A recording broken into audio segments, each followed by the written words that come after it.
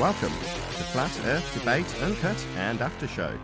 I'm your host Nathan Oakley, and if you are new to this channel, or you've not done so already, then be sure to subscribe, hit the bell notification icon and join button if you'd like to become a Nathan Oakley 1980 channel member and keep up to date with the Flat Earth Debate. If you would like to support the channel, there is a super chat that runs alongside each of these shows while they premiere, and there's also a PayPal, Patreon, crypto and thanks button in the info box below the video. Speaking of patrons, I'm going to do a quick shout out to all of you who do support me on Patreon. So, a massive shout out of thanks and appreciation to Christophe Fournier, John Travolta, JMelds24, Yuyanamento, M, Iron26, Endless, Flat Earth Sage, Goldie McKinnon, Phoenix Rising 86, Retro Bill, More Books, Cannabear, Fiber Oats, Bogey, Michael Kahn, Rob H, John Kays, Patrick Gunnels, Will Brax, Mel B Styles, Troy Shuker, Hairy Blade, Mobile Mac 777, Neo the One, Rob W, Open Minded, Reese Pound, Del West Watson, Maria Neelands, Unbelievable Productions, Blue Ridge Ranger, The Real Gabster, Abraham Mohammed, Adrian Quintana, Skeptic 936, Life is Short, Texas Mike, David Wayne Foster, and Dank. So another massive thank you to all of you for supporting me on Patreon. Now I will hand over to whoever is in Gilded and G+, so you can enjoy their dulcet tones while I set up for today's live show. Maybe during the live show. Hmm? I said I want to promote a video during the live show. What video would that be? A video I made on the firmament. You want to promote one of your own Righteous Force videos? Say that again? You want to promote a Righteous Force video? Yes. What's it called? What's the title? Biblical Cosmology, the Firmament. So very good. And that's on the Righteous Force YouTube channel. Right. What's it about? I'm only joking. Well, it's about the firmament and what God's word says about the firmament. And just basically taking a closer look. And because there's a lot of things that are said about the firmament out there, right? And like what? Sometimes, go on. I was just gonna say, like what? Like, give us a little hint. Well, I'm just gonna generalize, right? There's a lot of things people say about things, right? When people have a belief about something, right?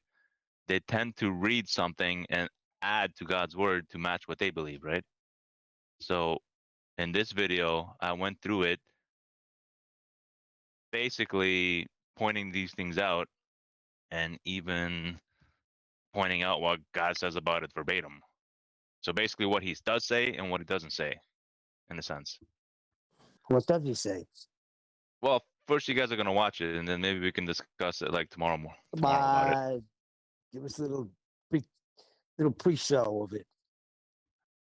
Well, I think it'd be easier if you guys watch it and then we discuss it, right?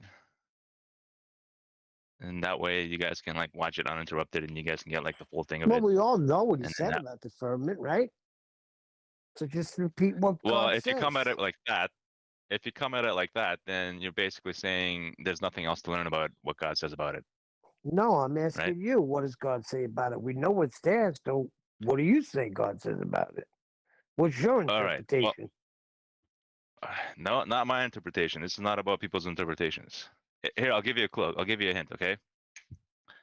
I'll give you something. Because remember, the word firmament was only used about 17 times according to the concordance I use. I don't care if it was in used all of the Old once. Testament. What? I don't care if it was used once. Well, the thing is, to find out what a word means, the more context on it you have. So the more it was used, the more context you have on what that word could be. Are you following me, Neil? Hold on a Right? second. Go ahead, because Right. So in the word Old means Testament, it something was if only. you use it once or twice or 10 times. It means the same thing. Well, remember, words, right? The best way to understand what a word is within its context. All right? Even we, the way we remember words is often we remember what the meaning of a word is by the context. I oftentimes use words, and I'm not even sure if that's the right meaning, but it sounds like the right meaning because I heard it used like that. Right? So I have a general idea of what a word is based on the context it's used in. Are you following me, Neil?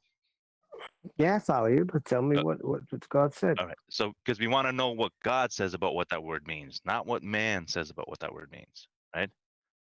So the word firmament was used about 17 times in the Old Testament.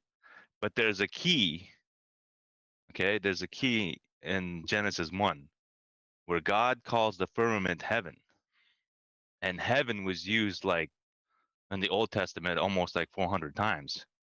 And in the New Testament, almost like 300 times. That doesn't even include compound words, which raises it up even more.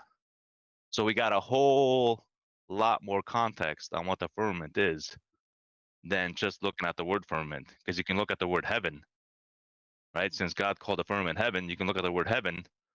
Because when he talks about heaven, he's actually talking about the firmament, right? That's why God in the first Genesis, he also, after he called the firmament heaven, he a few times mentions firmament of heaven, firmament of heaven, firmament of heaven, because the firmament is called heaven. Are you following me, Neil? Mm-hmm. Right. So now that I said that, and there's a lot more context on the firmament. If you watch the video, you'll find out what some of this context is that you may have not seen before, and it's pretty good. Like the Lord surprised me with it. So yeah, we'll just leave it at that for now, I guess. And maybe we can discuss it more. There's still even more videos I have to do on it. There's like another one I'm planning on doing, and it's even more context. And then there's another one dismantling like what I heard people say about it. Basically so yeah, I basically have like 2 more videos planned on it. And then maybe a 4th one, like a conclusion, like a wrap up. But I'll Well, see I how can it ask goes. for your take on something because I almost made a comment on Russian Vid's video because it's about Dave Weiss and a particular comment he made, Dave Weiss that is, about the firmament. Well, although he didn't use that word, he used the word dome and said he doesn't believe that he's trapped in a dome. Those were the words he used, or those were the words that were cited by Russian vids. Now, as a guy who fights for the fact that we must be in a pressurized, contained system, when Dave Weiss says, I don't believe we're, quote, trapped in a dome, my focus immediately turned to the word trapped. And don't know, that was just what I focused on. But the way Russian vids interpreted it was that he's a god denying, firmament denying, you know what. Well, I'll say this, okay? You can't look at the things of the Lord with a natural mindset, okay? Because remember, God makes the laws, right? But didn't he Remember write when that? Hold Moses, on. If you're going Wait a to second. We have gas pressure here. hold on, Neil. So if you're going to claim that the Bible is the word of God interpreted by men, obviously it can only be, as much as what you said earlier isn't true, it can only be interpreted. But if I'm to accept that the Bible is penned by God, so to speak, then it's for man to interpret. And if he's using that word contextually, firmament, then I expect to have a language understanding of that word penned by God. But you're kind of inferring that there's... Well, I'm not going to put words in your mouth. That's my piece. well, it's like this. Like if somebody talks about a subject enough, right? Eventually God gives the context and God lays it out what it is. And it eventually becomes pretty clear and undeniable. Like saying, you know, uh, like saying a pizza is round, right? You can't say pizza is not round, right? After clearly saying pizza is round. Are you following me? I am, but as I've stated on many occasions on the show, just to use a bit of Russian vids lingo, as I've stated many times, I've got no issue with anybody who wants to contextualise their appreciation of the fact we're in a contained system to have gas pressure as being a firmament, a dome, whatever you like. It's up to you, you know, that's fine. If you find solace in the words of God, then if they are in line with the notion that we are in a contained system, we must be because we've got gas pressure, then I've got no issue with it. In other words, call it what you like, I don't care. I choose not to, because with firmament comes your faith. Now, you're explaining that faith, and that's in your video, which is fine. Again, fine, whatever, great. I've not got an issue with it. Okay, but here's the thing. You see, you're saying what I believe, right? Or what I choose to believe. What I choose to believe is what God says about it, On the right? pretense So that you said you're hold fine on, with that. yeah, You said well, you're you've fine. just prefaced it with what I prefaced it with, on the pretense that that ink and pen is words of God, right? So on that pretense, Right. that's your position. I understand that. Right. So you're saying there's no private interpretation of the word of God? That's what God says about it, right? Okay. Yes, that's what he says. Right. So, anyways, let me answer one more thing about with Nathan with this antecedent thing, right? Remember, according to God's word, right? God through Moses split the Red Sea, and when he split the Red Sea, God's word didn't say there came a bunch of beavers and build walls on each side to contain the water. It's a supernatural miracle, though. Exactly. So when you're dealing with the things of the Lord, this is why the natural man cannot understand the things of God, because you're dealing with supernatural things. But That's what we not. study But here on not the the show, making of, hold let, on, not the making of the firmament. That's let not. me finish. What Nathan and the show we like to deal with is the physical and natural world, and that is fine. Okay, when we look at it from a physical and natural perspective, that's one thing. But when we look at it from God's perspective, you got to remember there's a supernatural involved too. Like it doesn't make sense to the natural mind Righteous. The for water to turn to supernatural wine. is in making of the whole earth. Everything is supernatural. God made it. We can't Right, comprehend that. right, Neil. Nathan, hang on. Nathan, what was exactly Dave Weiss saying, according to Russian vids? Well, he trimmed it out. He had it verbatim in a clip. He says, Okay, what? I said it earlier and I've now forgotten because I wasn't. I can't Something remember. about being trapped. I don't believe we're trapped in a dome, was the, I believe, verbatim quote from Dave Weiss.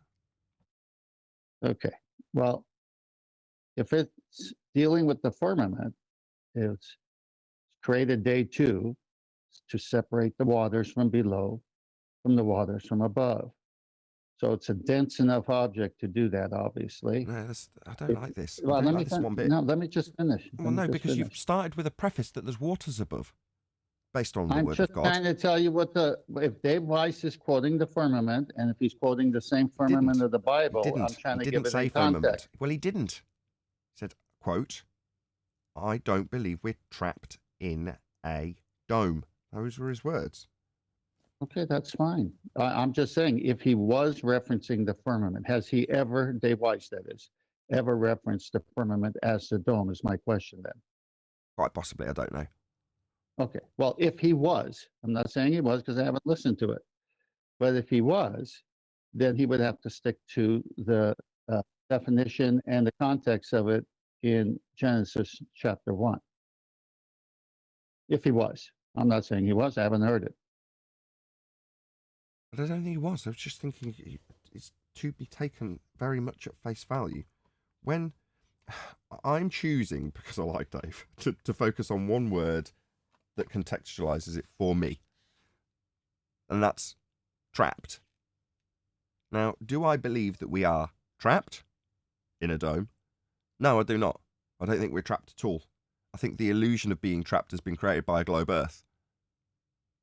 But that's just my take on what he said. Now, as a defender of the firmament, which I am not, Russian Vids has taken aversion to that statement. And I just wanted to get your take on it specifically. I wouldn't have brought it up if it wasn't for the fact that we've got Righteous Force telling people to watch his, admittedly, biblical in nature video about the firmament, which is perfectly acceptable. I cleared that up before you got here. I think I disclaimed all this before you got here, 10th. No, I heard it. I was okay. listening. So I've got no, I don't want this to be argumentative in the respect that I'm disagreeing with you. I'm not. Fine. Believe what you like. But if you start the statement with "because there are waters above," I'm gonna have to step in.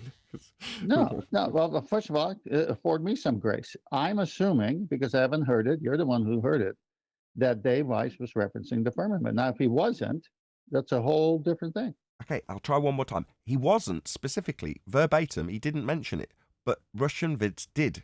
So while he's focused on that means there's no firmament and God says there is, here's the Bible, you Bible denying so and so, or I contextualize it as I don't think we're trapped either. I think what used to be called outer space was towards the horizon, and the on the maps new worlds with a new land that you found when you travelled out to the horizon. Then there was a stop put Right. to that, and we were put on a sphere, and that's all the land we've got, I'm afraid. So No, I think we're more trapped on a ball. that's fine too. But now it begs the question: what does he mean by trapped? Does he mean trapped this way, that way, in every direction? What's he mean? And this goes No, no, back no, to no. the context. It raises the question, doesn't beg the question. Well, when I say beg the question, I mean I want Just to a know bad use of which words. context. I hate that. It really grinds my gears. I say grinds my gears because there's a guy on a channel about cars called Vehicle Virgins. He does it all the time, and it drives me nuts. It's Why everybody, do you watch? Nathan. Why do you watch a show that's titled "Vehicle Virgins"? There's no such thing. No, What but the listen, heck? I everybody. could pick. Hang on, Neil. I could pick on the title of that show and say you're wasting time with the title. Why are you even watching that show? Come on, you know what I'm trying to Because he say. drives No, but hypercars. say I it know you right. were asking rhetorically, but because he's asking, Neil, can you stop stepping through this conversation, please? Thank you. Sure, fine. Thanks. Yeah, because he drives hypercars. But the point is, I was being overly pedantic and ignoring your point deliberately to be antagonistic for humorous effect. Now we've got that cleared up. It's not begged the question; it raises the question. Okay, fine. We'll raise the question, and we'll have an enduring term for hypercars. Got it. It raises the question of whether or not any connection by Dave Weiss was being made to the biblical faith when contextualized of the firmament, when he didn't specifically say it. See, And the whether or reason- not the I'm reason right, I I'm nearly said- there. Whether or not I'm right in my focus in the word trapped.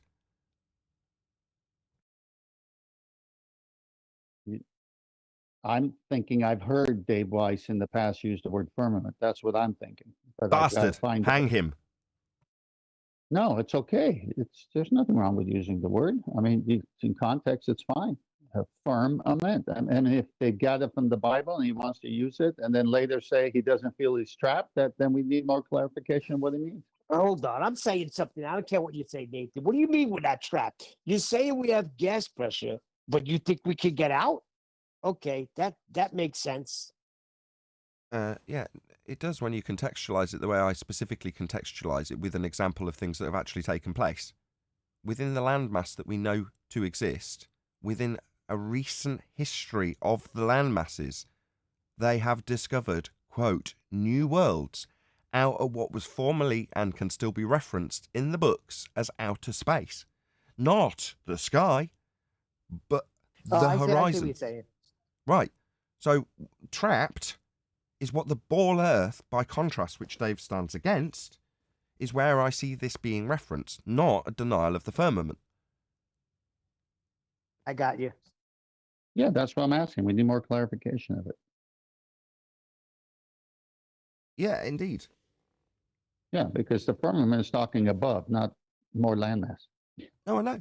I get that, but I'm juxtaposing how Dave Weiss attacks the globe with how that would be repositioned by a globe believer to entail him then stating that he doesn't think he's trapped in a dome. Did you just hear a portion of it, or is there context before it? That No I could context. hear? It was a 2-minute Russian vids video. Nah, that's terrible. We need context. Anyway, I'm going to be a short day today. Going to leave around 7. So just But we have to be enclosed. that's not what he's talking about, Neil. Nathan's point is a whole different point. We don't know exactly what Dave Weiss is saying unless we can get the whole thing in context. We know what Russian Wind said because he thinks Dave Weiss said that. But we Well, don't know. you're referencing how he did say the firmament, which is also fine, which Russian vids could have also done. I'm not knocking Russian vids for not doing it. But what he did say was he has heard Dave Weiss contextually describe how we must be in a pressurized system, therefore contained previously. Therefore, to deny that we're trapped in a dome means he's denying the firmament. He didn't link it in that way, but that's for consistency here. Yeah, I mean, that could be. I mean, that's what I'm saying. I think I've heard Dave Weiss use the word firmament before, but I can't remember if I heard him say it or I think I heard him say it. Anyway, did you see the thing I sent you, that video? No, I'm afraid not. Oh my gosh. Are you kidding me? Go to your Skype, watch this video. Watch it first, and then I sent it to Adam and a few others. But there's a part at about the 13-minute mark where he says something, and when he says it, I'm thinking, I wonder why he said it that way. I have no Oh, message crap. from you on Skype. Should I watch that now before the show, or? When's Well, where's you it could, posted? yeah, because Eli got it, John's got it. Oh, I do have Adam's it. got Reviewing free energy devices. Does it work? Question mark. Is that the video you're talking about? Yeah. He Most goes through excellent it. emissary. A most fabulous video on free energy. Please watch the whole video. However, closely pay attention to the 11-minute and 12-second to 13-minute mark, especially at the end. Your most humble admirer, 10th. Oh, isn't that sweet? I was in the mood. Yeah, it's interesting how right at the end of the 13-minute mark, he says something, and the way he says it. Now, speaking of context and getting put, but I took something totally different from that. We'll see how you guys feel about it. But it's a good video because he goes through and shows that all these so-called free energy online YouTube videos, what they're trying to show and what's possible, not possible, and he starts demonstrating. Magnets. Any video where you see a set of permanent magnets pushing on another set of permanent magnets perpetually, it is being faked. There is an external source supplying energy to the system. Okay, so he's saying when you see, you should never do that and wreck your motherboard if you do that to one of your PC fans, by the way. Puts current back into the motherboard. I mean, the chances are I'd probably just go to ground, but nevertheless, you probably shouldn't do it. Don't make your fans spin up with, let them draw current to spin up as opposed to making them spin. Ugh. Anyway. There has to be. And this is evident. All you have to do is play with magnets. When you try to push them together, there is a repelling force there, but you notice that when I stop pushing on it, right now I'm supplying the power. When I stop, the magnets stop. What you're saying is the force that's going to be exerted gets to a point, and then that stops unless you keep introducing an energy to the pushing effect that the magnet was shown to have on the fans. So what you're saying is he's keeping the magnet there, so he's keeping that force going by having his energy hold the magnet. Okay. I flip them over and line the poles. They snap together, but they always go to a steady state. The same thing will happen when you spin two sets of magnets near each other. They will lock together and go to a steady state. It doesn't matter how much energy you input at the beginning. Any extra energy is just from what you put in the system. Once the magnets are strong enough to overcome that input energy, it stops. I see. Was there more? This is only at the 12-minute. Oh, yeah. Keep going. You want, okay. So it's better to think of magnets as being more like a spring. I can use these magnets, and there's potential energy when I shove them together and force them together. That potential energy can be released the same way that potential energy can be released from a spring. Okay. Is everyone following along so far? Did you want to link at this stage before I play the last little bit? This back to what the claims currently being made are? 10th. No. Okay. I'll keep going. Now, some physicists who's got that. How dare you need a mechanism? I could call it God. Their doctorate in magnetism is going to give me a hard time about this. But I think this is a pretty good analogy to say that potential energy is being stored when I squeeze these two together. And when you release it, you can get power from that. But the original power source came from my hand. Okay, so what he's saying is when you introduce the magnetic field as a source of claimed energy, you've got to introduce it. That takes energy. Is that his main point so far? Am I following along? Mm-hmm. Even when one of these magnets is an electromagnet, in that case, the external power source is the power plant. It's not free energy. That energy is being produced. Right. So he's saying when the examples are made, they power up the magnet in order to do that so that it doesn't have the effect and they can show that it's inducing it when it's turned on. But to turn it on, you've got to induce current. Okay. Somewhere. And it's not the atmosphere. It's from a measurable source that is exhaustible. Even the... Yeah, okay. That's presumably that was it. Yeah, fine. Yeah, good. Yeah, okay. Makes perfect sense. It's similar, but on a much more dumbed down scale to what Dr. John Dee's currently looking into in terms of energy, right?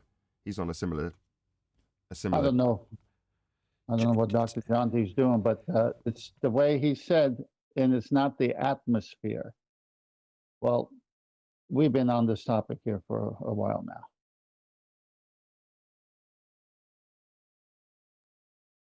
Yeah, we've got a load of new age free energy punters in flat Earth, basically, haven't we? That's what Yep. this boils down to.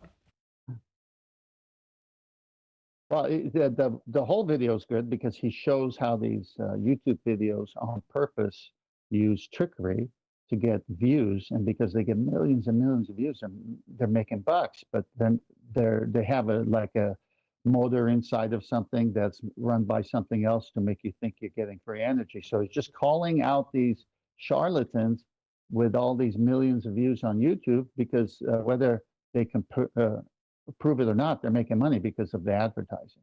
And he does a good job of showing how they do it. And then he references another guy, which I haven't checked out, that he likes a lot.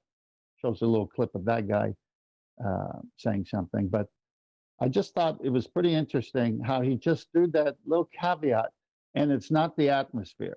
Like, I wonder if someone asked him that. I wonder if someone already said, do you think it's in the atmosphere? And he says, no, and it's not the atmosphere. Almost like a hand wave, and it's not that. Anyone think of a word I'm thinking about? Yeah, ether. Is there energy being input into our system? Yeah, the sun. I was just going to say that, the sun. Yeah, it's describing Yeah. entropic effects. And when you get down to that energy source, you're like talking about the biggest entropy generator that we know.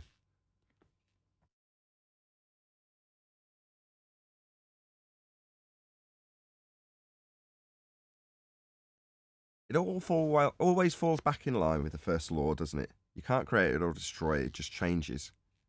Mm-hmm. So that's all that's happening. You're just changing the state of the energy from one point to another, and then during the process of change, you're calling the output free. You're like, nah, it had to come from somewhere. That's the first law.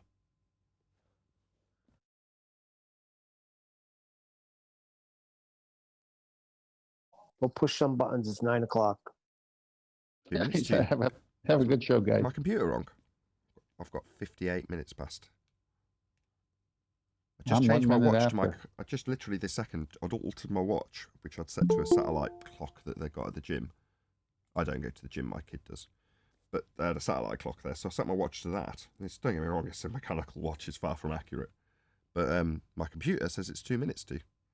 What's the I iPad got say? Hello. Oh no, the No, iPad says it's 1 minute past, so we're late. It's 1 minute past. We're Oh, late. 1 computer's minute wrong. past. God damn you, new computer! How can you have the wrong No, time? don't blaspheme. Get mad at the satellite. Exactly. What do you got it hooked up to a satellite for? Nathan, maybe your atomic clock, maybe you went up too high and the time just changed.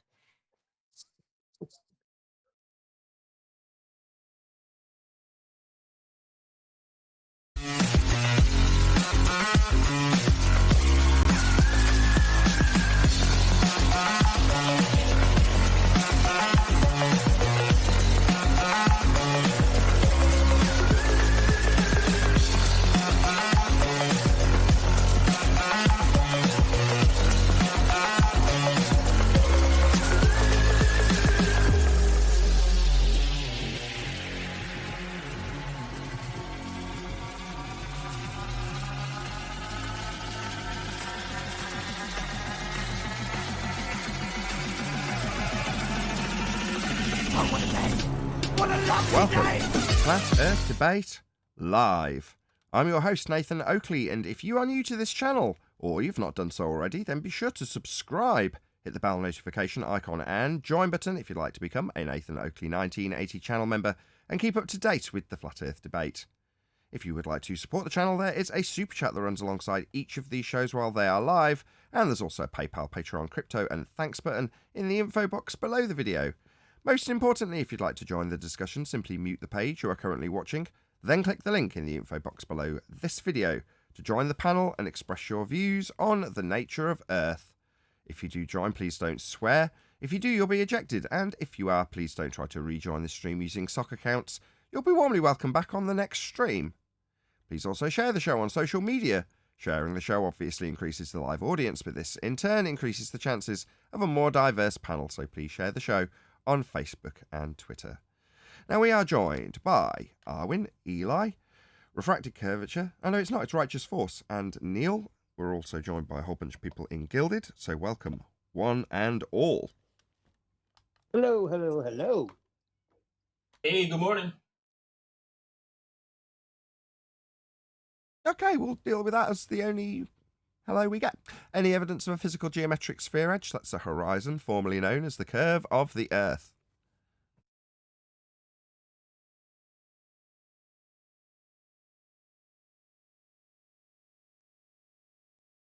Any evidence What of evidence axial will you rotation? I accept? mean, there's going to reach a point where I literally get no answer. I mean, I knew Hold the day on. would come. What evidence will you accept? Evidence of physical geometric sphere edge horizons.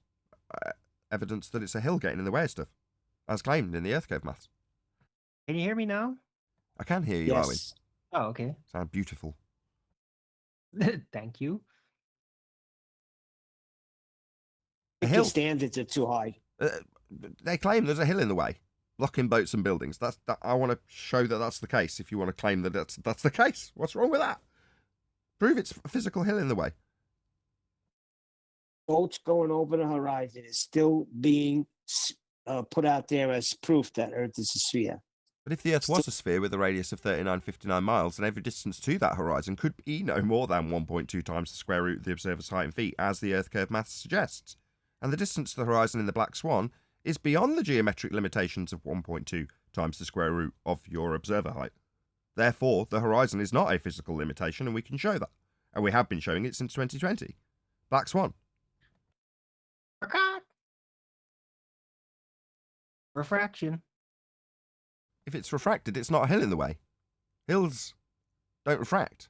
They physically block things and obscure things at a distance that you can measure and lay out in an Earth curve maths calculator. That's a physical obstruction. No, If you but say, it is a physical obstruction. It just doesn't seem like one. You see? if it doesn't seem like one and it isn't one and it doesn't have physical geometry, then you can't draw tangent points out to it and assert the maths in the first instance. So further to You being can. refracted, you're annihilating your own internal claim because you need geometry to make that geometric Earth curve claim. Refraction doesn't give you a tangent. Well, they don't need one because Yeah, they do. just figured out. What Yeah, it what do you mean is. they don't need one? That's not a rebuttal. Yeah, they do. It's called a tangent to Earth curve. In the geometry, it's drawn out with a line with horizon written on it. That's Earth curve. No, but you can have a tangent. It's just not going to be Not if it's super refracted. stable because of terrestrial Shh, refraction. don't dance around this. No, if you say refraction, you haven't got a tangent. So don't say you can have one when your rebuttal that you're standing by next to right now is refraction. If your refraction that's is your incorrect. rebuttal, you don't have a tangent. Yes, you do. You have a tangent. It's just not optical. But that's what you're looking at. We're talking about looking at Earth curve here. Who's talking about looking at anything? I'm not looking at it. Okay, well, while Arwin's not talking about looking at anything, I'm asking for any evidence of a physical geometric sphere edge horizon formerly known as the curve of the Earth that's claimed to block boats and buildings. I'm being censored. I'm being censored for my Earth curve proof. What? Outrageous.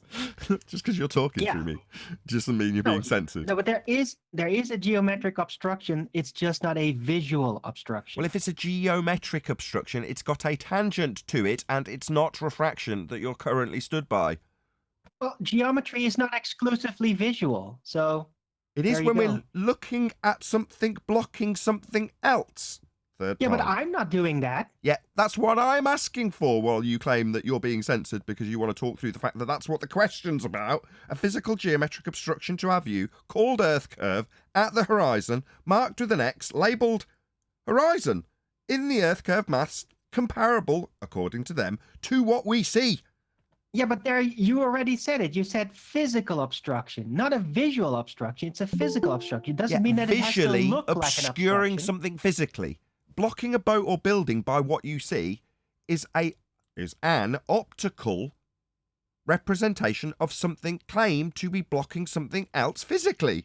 My God, Arwin, why are you doing this? But Baldwin. it's just an Baldwin optical alert. demonstration.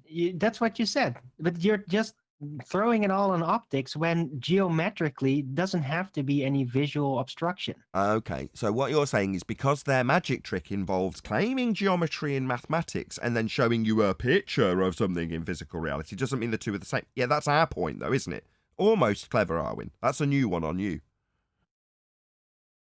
It is? Yeah, saying, well, that's not the same thing. Yeah, that's our argument.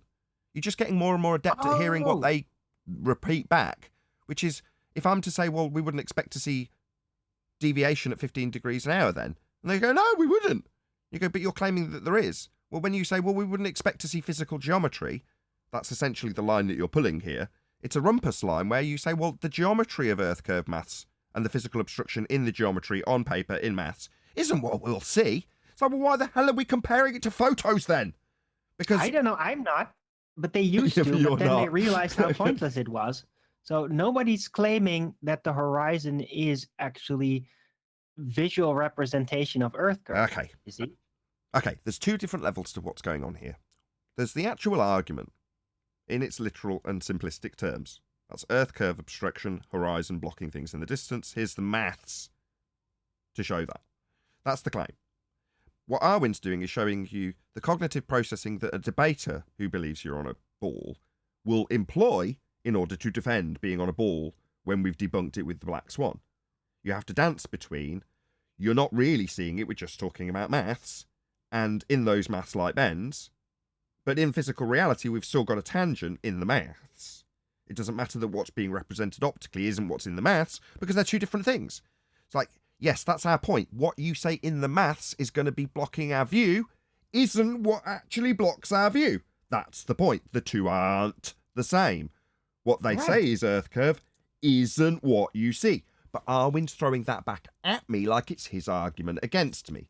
Just psychology rather than actual globe defense. Nobody's actually expecting the horizon to be visually geometric, right?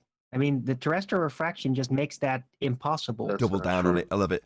So this is why Arwin is ace. Because I'm on the verge of losing my temper with him, but I'm not quite there. I'm only joking. I'm not really. I'm pretending to for dramatic effect. The point is that Arwin understands better than me, better than anybody, I would argue. There's a couple of exceptions. How the mentality and employment of argumentation points are used by globe earthers.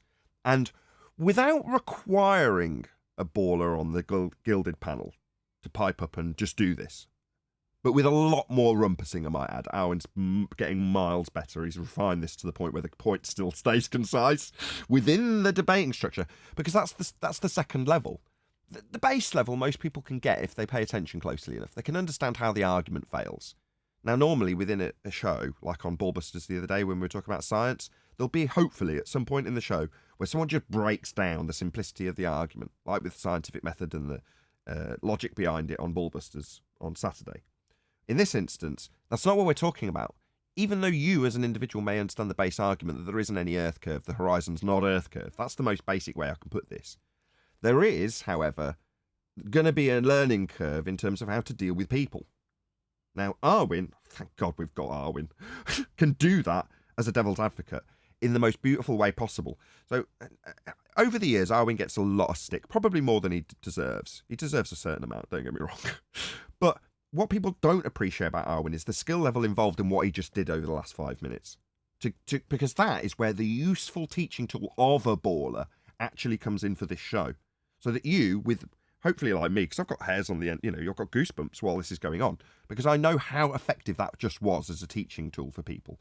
Not because they don't understand the argument that the horizon's not earth curve. I would expect almost everybody in this audience, which is very, very focused, thanks to censorship, to get that. But what they won't get is the nuance of how somebody can challenge you. And in the process, in the most complex way that Arwin just did, flip what is actually your argument against the claim that there's an earth curve horizon labelled in the maths as being the horizon and comparable to a photo of the horizon. When Arwin flips that into, well, these two things aren't the same, it seems like I've got to now defend how they are the same. It's clever. But you don't see those things if you just understand how the argument breaks down. You've got to see somebody's attempt in their mental capacity to square a circle. Now, I know Arwin doesn't need to square this circle. He's just doing it for the fun of it. But the fun of it for Arwin, because I can hear it in his tone, is so useful to me. I don't know what I'd do without Arwin. That's why when you see me typing Arwin is ace into a chat feed, it's because he is. And this is an example, probably the best example to date, in fact, because he didn't do too much rumpusing. Just dropped enough in for you to know that that would be a more prevalent theme than anything. Thank you for that. I do my best, but what really is the cornerstone of my success in this emulation is that in that very moment, I am really a baller and I really believe it and I'm really trying to accomplish it. And in the process, I have to kind of like, well, forget about everything I learned for a bit. It's like I just shade up a little bit of all the knowledge that I normally use to really construct the permanent structures, right? I can't remember. So There's a quote from that's how I somebody do that it, says by that's the actually sign of believing it. that's the sign of having a high degree of intelligence. Check out how much I'm buttering up Arwin to ego right now. It's not intentional. It's just how it works out, right? To be able to hold multiple positions that are contradictory, not in cognitive dissonance, not because you need to fight the problem of one not squaring with the other, but just to be able to take a completely different position. In other words, what Baldwin in acting terms is called method acting. You know, you absorb the character that you're going to become. So you are that character and you don't leave the role. You the entire time that the performance is going on, even at home, you're just dressed as and becoming that person. And you've learned how that person is and you just become them. That's method. Well, Arwin saying in the moment, I'm acting, I'm method baller. Well, yeah, he is, and he's very adept at it. But in so doing, it shows that he's got the mental capacity to be able to separate himself from his whatever faith or understanding he has of flat Earth or faith in a religion or whatever, and just put himself into the shoes. Takes a lot of empathy as well, by the way, Arwin. But you are a very empathetic character. Not that you have that taken advantage of very often, I notice. But there we go. It's a unique trait. Right. It's Praise Arwin Day. Thank you. All hail Arwin. All hail Okay. Arwin. He is ace. But it does, like, being able to do this has taken a lot of training, though.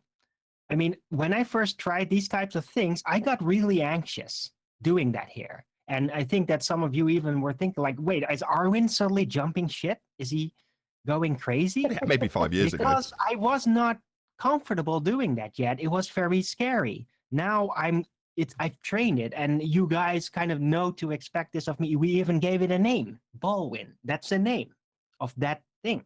And so it works much better now because so much time has passed and I've been able to kind of sharpen this skill. Yeah, which means that the people Sometimes I watching get to wonder- sharpen theirs. Go on, Neil. Sorry. I was just going to say, you're so convincing. Sometimes I wonder. That's because he's a good actor. Well, I did want to respond to that nobody expects to see the geometric horizon. Well, that's not a true statement, because when National Geographic and CFI investigators went out on the beach to settle once and for all with the flat earthers whether or not the earth was a sphere, the guy specifically says he put the camera as close as possible to the water level so that the horizon is 1.22 miles away. Then they say after 1.22 miles, the stripes on the boat should begin to disappear. So everyone expected the geometric horizon to block stuff until 2020 when the Black Swan came out. Right. You can see all that on YouTube. And then you get people like Craig saying, when these flat earthers come along and say there should be a bulge between me and what I'm viewing, they don't understand. You're like, you're a Dumbo. You don't understand your own claim. You've spent so long in anti-flat earth mode that you lose track of your original claim. Your claim is that Earth curve gets in the way, and it's the horizon. It's marked with an X labelled horizon in your Earth curve maths. Here it is labelled bulge, the bit raising up between you and obscuring the thing behind it with a physical nature that only exists in this maths, because the horizon is an Earth curve. We've debunked it. We debunked it 1st Jan 2020. Eli, you talking about the video where they show the horizon behind that? Is that the same video? He's referencing Planner Walk, AB Science, Rumpus, and in this instance Craig, who have all denied the essence of the globe claim when they say the horizon's Earth curve blocking boats and buildings.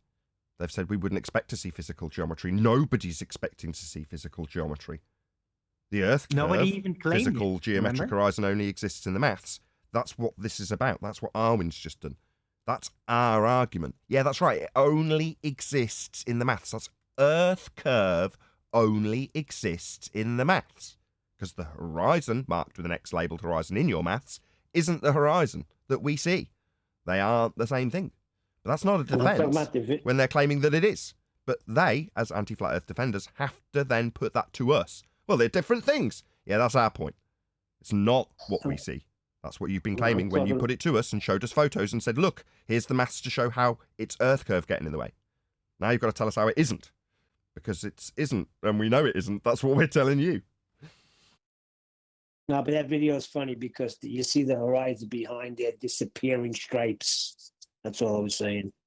It's a black swan. The image, the morning, imagery that guys. we're talking about appears on the other slideshow. Not this one, background as one, as I call them. But in those images, you've got their black swan, which is to say, they say, "Hey, look, check it out. The stripes are disappearing at 1.2 times the square root of the observer's height in feet, as labelled in the maths as being Earth curve at the horizon." No, the horizon's behind the boat. Yes. So who cares what's you're causing getting the flag to you're getting compress? too hung up on You can details, call it man. compression, you can call it an optical illusion, you can call it whatever the hell you like, but the horizon's behind the boat, my friends. So that's a black swan. The horizon's beyond the 1.2 that he said it would be at, blocking the boat. He's got an effect on the boat, but that's sure as shit an Earth curve, because the horizon isn't that. The horizon wasn't doing it, because the horizon's behind the boat. Therefore not Earth curve.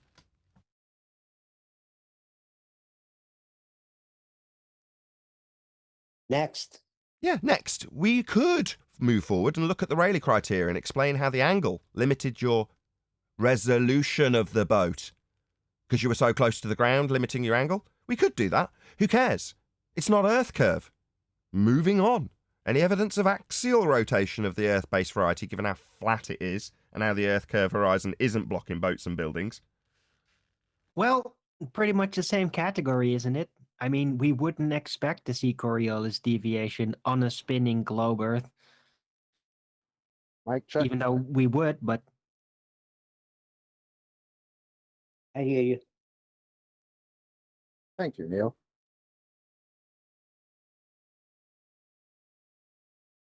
So axial rotation, any evidence? yeah. Axial rotation, stars rotating, Earth not rotating, or wait, it might be rotating, but it could also be that the galaxy is rotating around us. Isn't it a ball that's supposed to be rotating?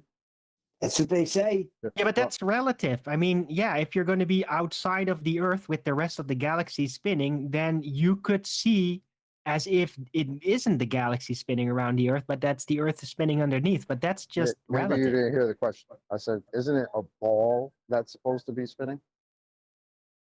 Yeah, of course. Did they prove it's a ball first? Yes. You don't expect to see the geometry of the ball. And that's how you prove it's a ball. That checks out. Yes. Yes. I mean, you can't just keep migrating the argument to another housekeeping question. That's called scattergunning. That's not a reasonable way to talk. It's not a reasonable way to have a discussion. You're only saying that because you fell flat here. Chocolate got you, man. Your evidence was that there wasn't any evidence. Well, really, you said sure there is. We wouldn't expect to see the geometry of a ball. Like I don't know how that was evidence. Well, if I can win the argument, then I can at least tell everybody how you are scattergunning me as the ball defender with reasonable arguments. You see?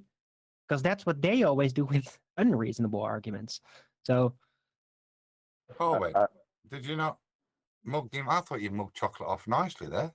There was a non-rebuttal to the fact that it was reasonable to know that it was a ball based on the assumption that you don't see curvature. Don't see curvature, Therefore, it's a ball. I thought Right. you got. I thought that's what you got out of chocolate there. That's what I heard, but maybe I was wrong. Well, I wasn't sure if it was going to work, but I guess it worked. Yeah, but you try to Chocolate take me extra on for this. proof of that. You try to take me on this fairy tale journey about what people are seeing in the galaxy and all that. All I asked was, isn't it supposed to be a ball that's supposed to be spinning? That's all I asked. And proof of it.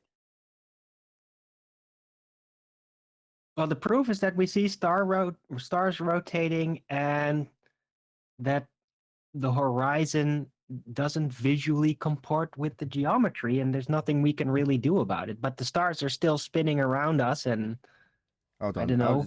Just, if you don't mind, Arwin, please don't introduce an extra element just for the sake of it. So what are you talking about? The horizon we just covered, let's just stick to axial rotation. Your claim is that we've got a non-inertial and inertial reference frame, right? Stars are in the inertial reference frame not really moving, and we're in the non-inertial reference frame turning beneath. Correct? Well, Yeah. maybe. I mean, It's maybe. either That's what you've one just are claimed. rotating. Ugh.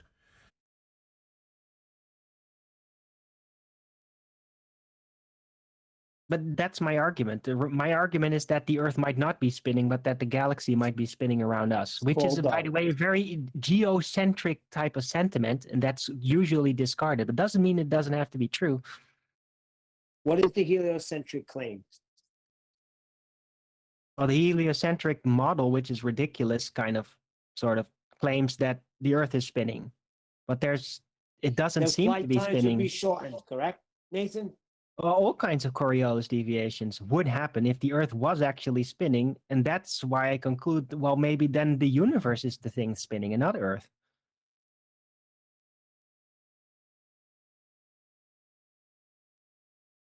So far, I've heard the galaxy, the universe, stars. I ain't heard nothing about the actual ball that we're supposed to be on actually spinning. But thanks, Right. Ollie. Yeah, but it might not Right, be yeah. spinning. That's my point. Well, that would be a serious problem for the heliocentric nonsensical model, wouldn't it? Right. Well, not a problem that any math can solve. I mean, Oh, okay. I'm actually right about that. Sure. Doesn't matter how surreal the solution is. Math can always wasn't work a way supposed to through. be. But math wasn't supposed to be the proof for the ball to be spinning. The ball should just be spinning, and that would prove that the ball is spinning. Well, maybe. And that goes back to my first question: is it a ball that's spinning? If it wasn't spinning, Yes. we'd fly off the Earth. No, it is a ball, but look, I just think it's kind of a colloquialism that they say the Earth is spinning, right? When there's no sign of that through Coriolis deviation. And I really think from a ball-centric perspective that it might have simply been a mistake and that their universe really is, all of it, spinning around the Earth and not the other way around. I think that is the actual solution to this.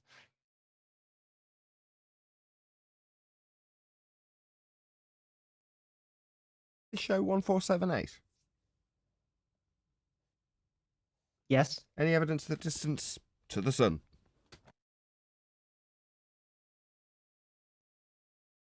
In the sky. Yeah, unfortunately, angles don't translate into actual numerical distance. Not really. Well, in textbooks all over the world, it's 93 million miles away. Although some say 96, some say 90. I don't know the exact number, but it's in textbooks. So therefore, it's a fact. What's the sun?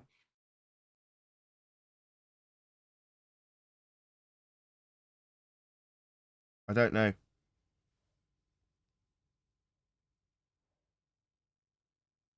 If you don't know what it is, then how do you know it would have to have a distance?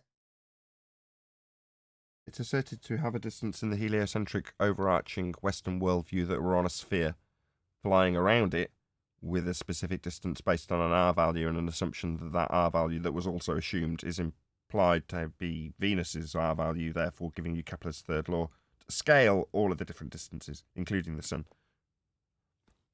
Right, but it is basically based on a mathematical assumption of this network of distances, right? That's how they created it. But they don't was that actually first know it, assumption? though. They don't know through measurement, even officially, not even with supposed NASA in space. They actually measured that distance? I don't think so. No, what they do is they claim, based on Kepler's third law and the assumption that Venus has the same radius value as Earth and therefore they can use all the scaling values, that they'll have a specific return signal time. And because they already know what time they're expecting to see that return signal, they look in the fuzz and mess of noise and go, there it is, right when we were expecting to see it. That's what they actually do. Wow. Shout out to Tony Whitcomb. Wow. Panel is ace. And Kent, let's put this up actually. Hold on. There we go. Oh no, it scrolled by already. Oh, there we go. Panel is ace. And can Adam Meakin send Baldwin the Houston, we have a problem, please? That sounds like it's in code to me. But thank you very much for the £50 super chat, which is immense. Really appreciate it. Is the emissary still here? Yeah, he's Shout in the out back to panel. you, Tony. Any new information, Your Eminence? Oh God. We're still in housekeeping. We are. Sorry. We're actually talking about real shit. That's actually not real shit. Any scientific evidence of gravity on that note? Scientific evidence of what? Gravity. Speaking of real shit, that's not real shit. What's that? What's the naturally occurring phenomenon? Why even invoke science? Does there have to be a thing first? Hold on. The other day, Chocolate, this guy told me as I was talking to him during our apple picking that I'm an idiot because if the Earth wasn't spinning, we would not be standing here having this conversation. We'd be flying off into space. Wait, what? That if the Earth wasn't spinning, you moron, we would not be standing here having a conversation. We'd be flying into space. So that's what I was going to Wait, ask. so So he if the thinks Earth that- was still, we'd be flying off into space. But the fact that What? it's spinning and about 1,000 miles per hour at the equator, that means we stay on Earth. So Do you does see the mental gymnastics people have to deal with to make this stuff make sense? It's but he crazy. flipped it inside out. I mean, does he think that Exactly my Earth- point. Right. Does he think that gravity or that Earth spin actually creates the gravity or something? What? That's what I was wondering.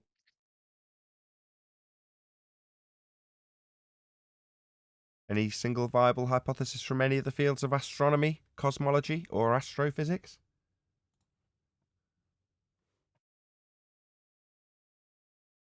They can't. Viable I'm meaning afraid their would field. be- Sorry, you go.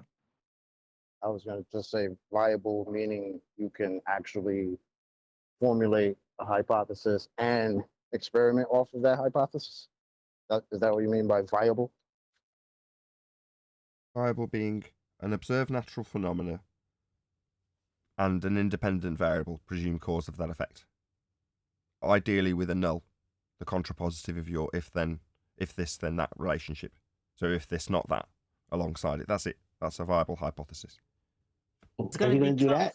It's going to be tough since their entire field or all of their fields are not within the natural world. But yeah, they're claiming So- the world that we live in is based on what they tell us, Arwin.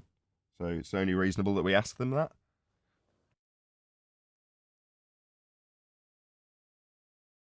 So Dr. Becky's not doing science, right? Well, she's doing email. Yeah, but according to them, if there wasn't science, there wouldn't be emails and glasses and stuff. Now that's technology. According to them, it's science, bro.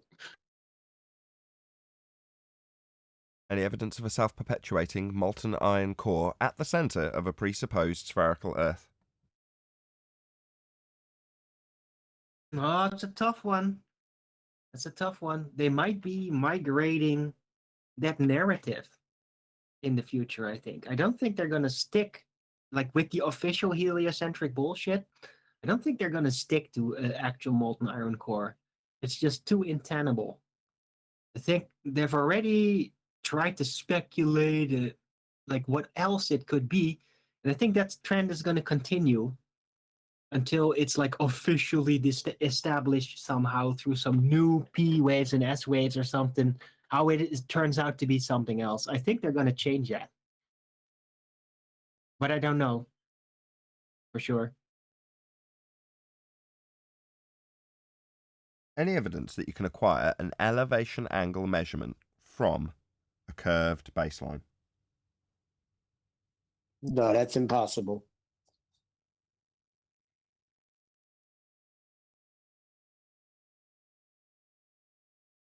Okay. Any evidence you can have gas pressure without the necessary antecedent of a container, aka dome or firmament or whatever you poison? No, gas pressure has to be contained. That's why it's called pressure. Maybe it might be possible, but it's impossible to ever test because we are contained. Without So- containers. Yeah. But there's always one container in which there is gas pressure in. And so it's literally impossible to test such a thing without a container. And that defeats the entire point. Gradient. Gradient. Yeah, but gradients still happen within containers. So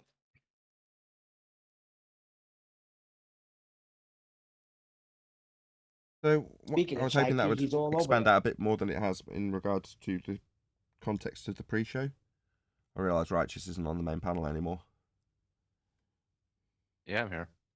I know you're still in Discord, but I was hoping that would that would expand the conversation given what we were discussing. No, he's here in G plus. Yeah, Yeah. I got that. I'll say it one more time. I hoped that the gas pressure without a container question would expand us out into discussions of firmaments and domes, and I even hinted at it in the way I phrased the question. Maybe tell me again that Righteous is here. Maybe that's the response I'll get. No, you have to watch this video. Don't you understand? Righteous is definitely in here. Thank you, Chocolate. I don't know what I'd do without you. Anytime, Right. brother. I'll quickly plug my video and it might be better to discuss it tomorrow more. You wanted to plug it on the... And, You asked me specific... Go ahead. Well, I just want to plug it. I mean, we discussed it a bit in the pre-show. We can plug the pre-show if they wanna. Just If you wanna hear that you're discussion. terrible. Let us lead you. What's the name of the channel this excellent video resides on? Righteous Force. Right. It's the channel is Righteous Force, right? And the video is called Biblical Cosmology and the Firmament. I'm gonna post that in chat. So hold on a sec. I So gotta be here post or it be again. sphere for Righteous Force YouTube channel. Link to the videos we're specifically discussing will be posted by him now. Hopefully you get that done quickly while I plug the fact that he's just said that's the video we're talking about, and you can go straight to it and subscribe if you haven't done so already. Right. I've bought you enough time. Yeah, you can. I'm still typing it, and then I gotta copy the link. Okay, so and in the pre-show, the way I led this into something that was reasonably current was Russian Vid's video, where he takes the words of Dave Weiss to mean that he doesn't believe in the firmament when he says he doesn't believe he's trapped in the dome. Now I take that as believing that Dave Weiss not believing that he's trapped in a dome doesn't necessarily mean he doesn't believe he's in a contained environment, which he's also disclaimed by Russian Vids to have specifically stated. So it led on to, obviously with a plug from Righteous Force about his own video about the firmament specifically, into us discussing whether or not it's unreasonable in that regard, as it's been taken to be by Russian Vids, and my declarations in regards to this, because I don't specifically claim dome or firmament, but I very much know, not belief, that we must have containment. We've got gas pressure. That's definitely bought him enough time. Go ahead, Righteous. All right. Yeah. And the way I approach this video is basically I just poured over and I looked over what God said about it, right? And then by the end of the video, I basically read verbatim all the things God said about the firmament. And I just let that speak for itself. I don't add to it. I don't take away from it. I just verbatim read what God said about it. And you'll have like a nice roundup at the end about what God said about it verbatim. No interpretation, no anything, just verbatim. And yeah, it's from the perspective of what God says about it, right? Not from the perspective of what we think about it. You said that. Right. Okay, so I now got to say, based on the notion that the penned words of the Bible came from God. Well, yes. Holy But men moved by God. Okie doke. So check it out. Link's gone into the not into the description, into the live chat feed. As obviously Righteous is one of the mods, so check it out. You can see it scrolling by, and subscribe to him if you haven't done so already. Have we covered all of the housekeeping questions? I think we did. Anything happen over the weekend exciting?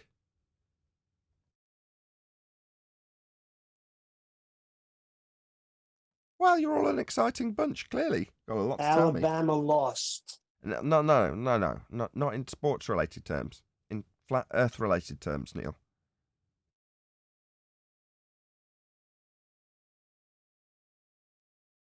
Okay, well, we'll carry on the focus that we took with the original bit with Arwin then, because the psychology of having to debate somebody about the subject is very different to understanding how the Earth is flat, why the Earth's not a globe. And in years gone by, while we were in training, because we were actually engaging in the psychological battle with people who are double-speaking their way around their own contradictions in real time, and over a long format, might be a couple of hours of that going back and forth, there's less educational value to it because it's so long and drawn out with all the interruptions and the talking over and the double-speak contradictions having to be referred back to their original claims and so on and so forth. So when you've got a streamlined show as we have, to the point where you can not only disseminate the ins and outs of the actual argument, how Earth's not a sphere, how you've been lied to about being a sphere, how it's actually measured flat, and how that being put to an anti-flat earther who's well versed in defending their claim while simultaneously just standing behind consensus when they double speak and contradict themselves. So it's nice to be able to actually get a good idea of how somebody you come up against that might be averse to the idea, which isn't uncommon, how you actually have to deal with them. Because that is certainly something that I never anticipated needing as a tool or a weapon when I first got here in Flat Earth. And somebody pointed out Patricia Steer's book. Has anybody seen this? Everything that was beautiful became ugly. Now, having been quite close to Patricia Steer throughout her Flat Earth career, I know exactly what that title means, and I know the backstory. I don't need to read the book. I was involved in it, so I know exactly why she says it in those terms. But one of the aspects, which isn't necessarily this social aspect that she may be more focused on than I am in this instance, that I wasn't at all prepared for, was the notion of somebody's defense of the globe, how they would psychologically cope with the attack on their faith by us in a cognition that was weird, double speak contradictions, denying your own claim, all that kind of stuff I'd never anticipated would have befallen me when I got here. I don't know about any of you guys. Did you anticipate it would be a slog? We'd have to be sharpening knives, as the analogy goes?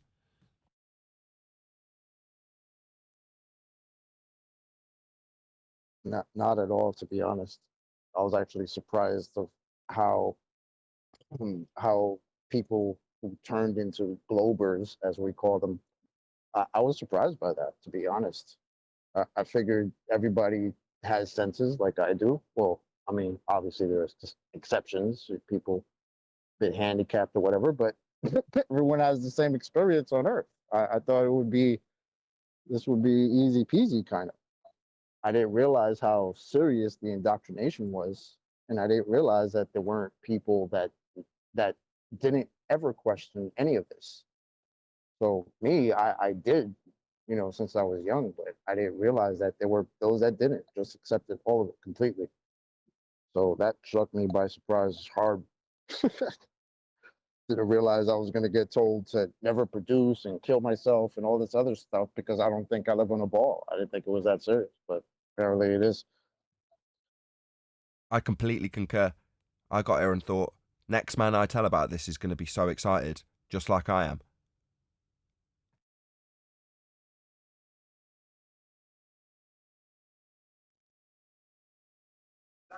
I didn't think that because when I was told about it, I went on the assault to defend this globe that I could not defend. I could not find any validation as I searched and searched and searched. So I knew I was going to get confronted with animosity.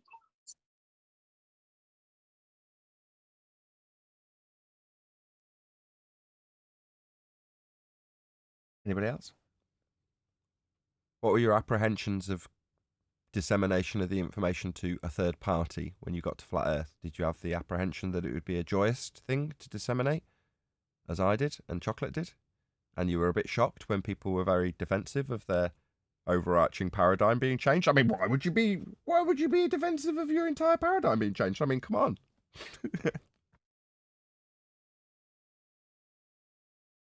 Yeah, I knew it wouldn't be that easy, right? Maybe I played it up a little bit.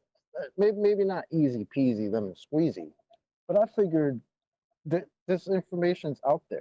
It's very easy to see, and if you base what you've learned on, like, along with your experience in life and reality, then it would be easier.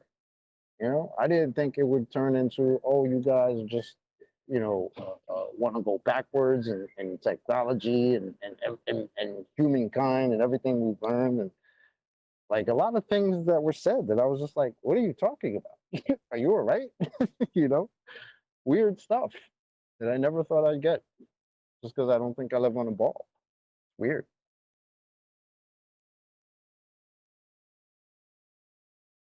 Yeah, my attitude's completely changed, as we were talking about this literally on the last show, where when I'm out and about, I don't necessarily want to ruin people's day, is the way I put it. But back in the day, when I first find out, I was all for telling people, shout it from the hilltops, man. People will love you for it. I love the fact that you've pointed out that the entire world that they thought they were living in is a complete lie, and therefore there's a good chance there's a lot of other lies that you don't know about, and you've actually been deceived on a massive scale that you have no appreciation until now. So you can thank me later.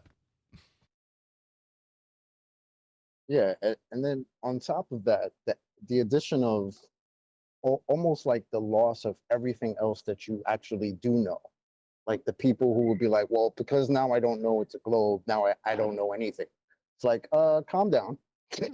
Nobody said you didn't know anything. There are still things that have been established in the world, and we can work with that. Just because this particular thing doesn't exist, that doesn't mean your entire world and reality that you experience doesn't exist. It's a bit of a stretch to say, no, now I can't know anything. It's like, nobody said that. Why are you going there? You know? But it's not an unreasonable point to take it to if you just sort of go, well, I'm going to have to start from scratch here. I mean, if I just consider that I don't know anything, life does become a lot simpler in terms of moving forward and going, well, okay, while you say that's the case, I've been deceived before. So let's check out how realistically true this actually is. But you have to do that with everything. I mean, Even history. I've got an example of it. It's Jeranism. So Jeranism described this back in 2015. So he's describing how he and his wife are going through the history books that they sold at the time and realised that there's a lot of non-truth printed down that's changed over the time. So they're like, right, we've got to reassess everything. We've got to just take the hyperskeptic point of view, chuck out everything that we thought we knew about the world and start reassessing it for ourselves. But then his wife turns around and says, what about Earth being a ball? And Jaren's reaction was, no, that's a bit far. There's certain things we do just know. That was his initial reaction.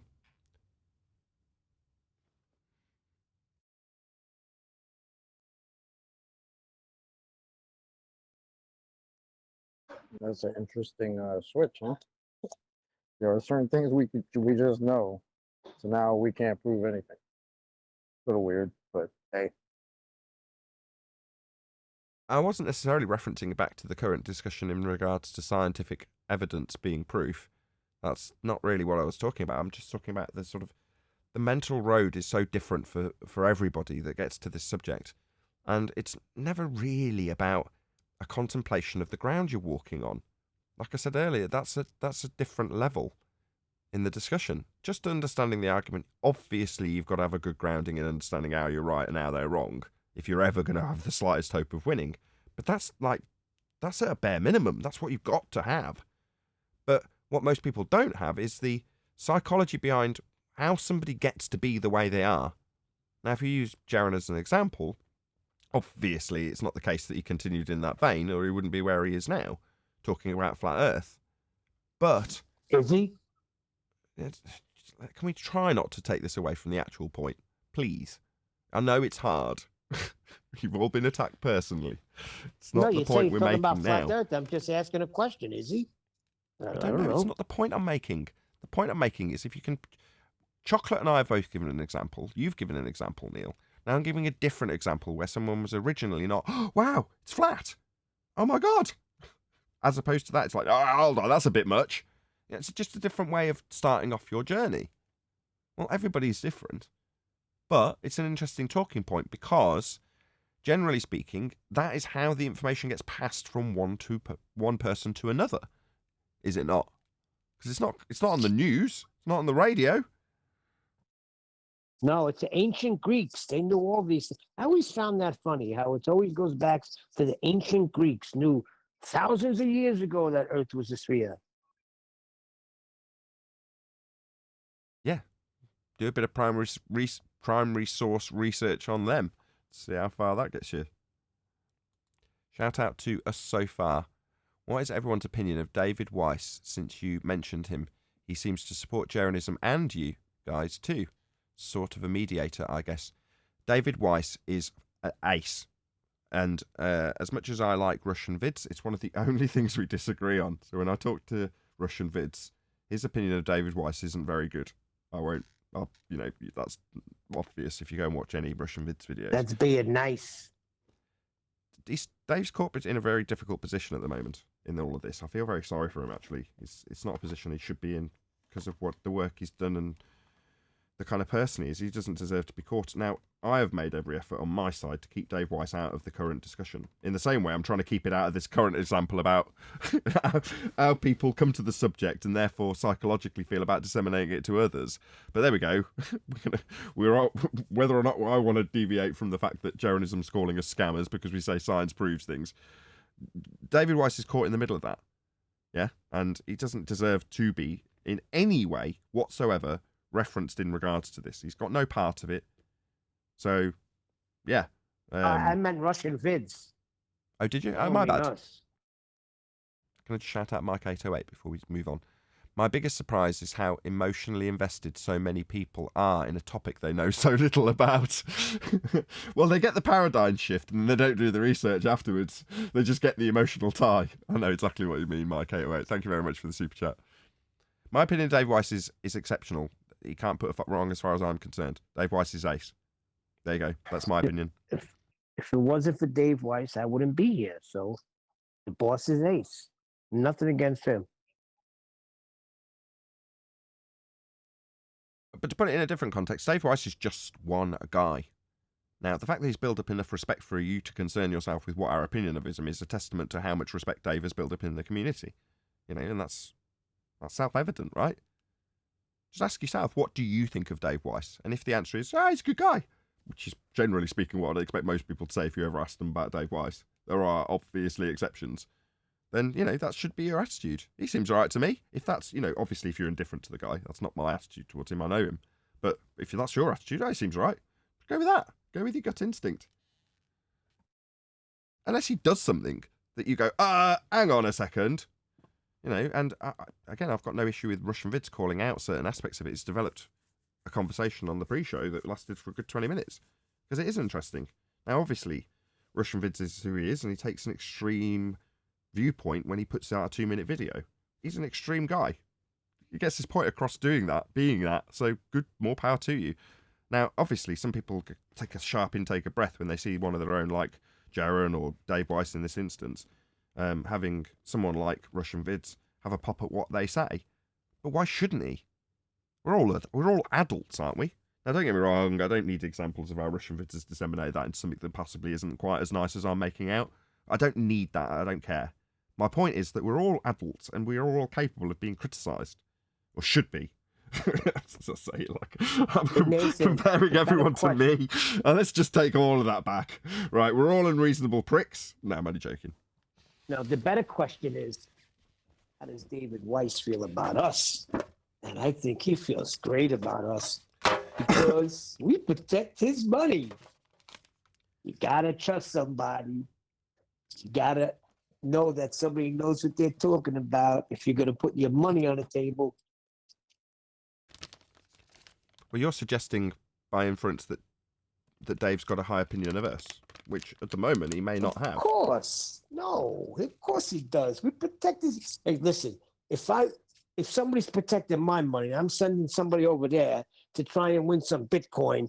I'm not sending them to Globe Dumpsters. I'm sending them to Flat Earth Debate. I see what you're saying. Okay, yeah, we've got. I would hope we've still got a good, well-maintained relationship with Dave Weiss. You know, I don't see any reason to know any different. That said, I'll be honest as well in regards to the infighting. Dave is very much against any sort of infighting. Now, I know I can't remember which show to name the number that we discussed this specifically also. I think it was actually on Ballbusters on Saturday we discussed this, where just because somebody wants to see less infighting doesn't mean that they're not going to get corrected on Flat Earth Debate if they're wrong about something. In that example, it was Flat Earth Goddess talking about, shockingly, about science. Now, yeah, we can be all kumbaya and just not disagree. It just doesn't alter the fact that people talk a lot of crap.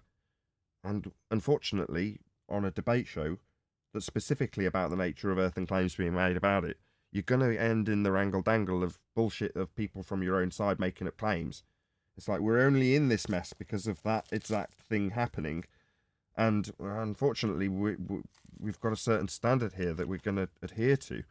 And yeah, there's going to be a bit of friendly fire that goes on. As long as we're all adults, as long as we're all mature enough to understand when we've made mistakes, we can all move forward, better educated and armed to deal with your average Joe normally on a psychological level, which is what's being discussed today, or just at the base level of the fundamentals of each argument.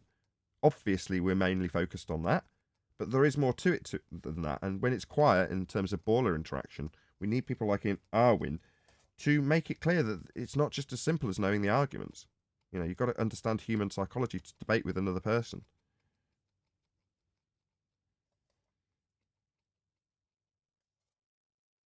Did you like my thumbnail, by the way? I put it in Master B. Because we were discussing the bulge and their denial thereof. No? Well, I liked it. I rattled it together while we were doing housekeeping. Now I'm not stressing about monitoring this stupid computer. That said, it may crash. You know, it's only stable and it's only claimed to be stable till it's not. But yeah, I don't have to faff with it now during the show, so I can actually get back to making decent thumbnails. Hopefully that will increase the viewer interaction, because typically that's the thing that makes you lack a bit of viewership if you've got a crappy thumbnail. Well, if I can get back into the rhythm of making thumbnails during the shows and then getting them published rather than sitting here going 98, 99. Oh no, it's throttling. Oh no, is it going to crash? Anyway. I can start enjoying this computer now, actually enjoying the benefits of having a nice new computer rather than spending hours and hours tuning it and making it work the way I'd like it to work. Well, now it does, so I can actually enjoy it. Hooray! Obviously, it's wonderful having all of this interactive technology, because then you can generate fantastic conversations with panel members when you've got about 20 people on your show. Or you can just talk about the technological aspects of having great communication without actually talking to anybody. I mean, either's good. Both require good technical expertise. I think we need a Glober to come on the panel again. Where are the Globers?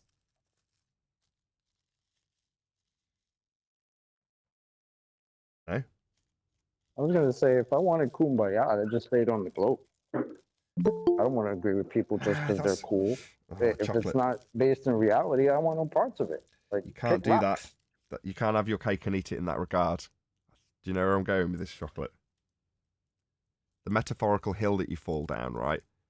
So if you're like, if I wanted Kumbaya, I'd have stayed on the globe. That's like saying metaphorically, I wouldn't have fallen down the hill. But you can only be in a position to say, I've got the choice between either or if you've fallen down the hill. In other words, it's a bit like taking, as much as some people don't like the metaphor, it's a bit like Neo stood with the two pills in front of him making the choice. Once he's seen the outside world and that he was in the Matrix and knows it for himself having seen it, you can't then be blissfully unaware at the top of the hill going into the office each day. That isn't possible from that point. So you can't just say, oh, well, if I wanted Kumbaya, I'd stay on the globe. It's like, nah, because that choice ends up being an anti-flat earther, doesn't it? And that's worse. I think it's more hellish. You know, when I quantify some of the crap that we have to deal with as a flat earther, when I quantify it and actually put it into the context of what an anti-flat earther is, what they stand for, how they represent it, and ignore the overriding thing that I normally focus on because I'm a YouTuber, right? I put my YouTube hat on and go, I want that success. I want to be promoted to that many people. I want my videos to get 20,000 views. I want all of those things. So that tends to take over because I've got that hat to wear.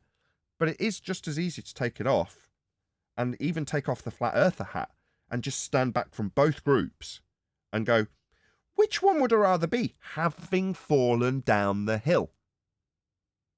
Yeah? Because I can't be on the top of the hill blissfully aware. I can't go back into the Matrix and throw up the red pill. That's not possible. So therefore, which one's better?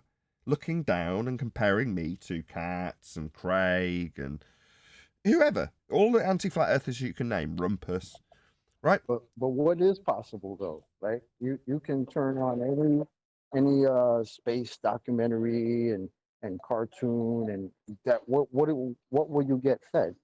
You'll get fed your narrative that you think you just lost, right? So I think, and I understand what you mean with the anti-flat earthers understanding the arguments and having to make the opposite arguments, which makes them anti-flat earthers. I get that, but I think the consensus that allows these people to go to sleep every night very comfortably saying, oh, the entire world believes it's a globe, just like I do.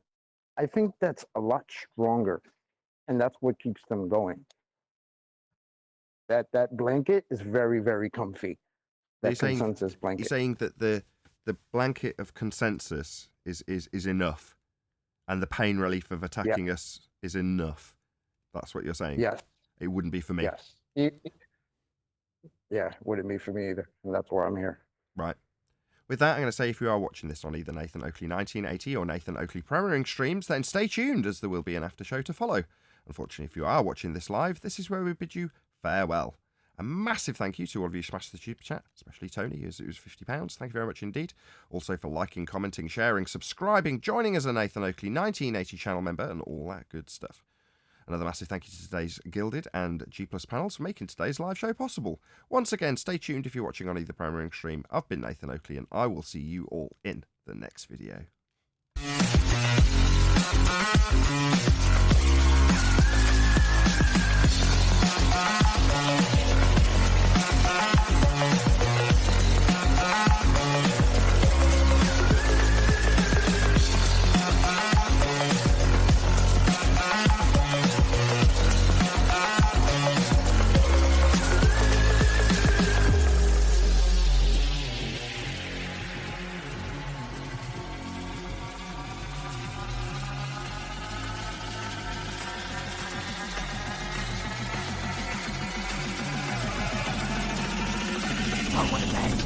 What a lovely day!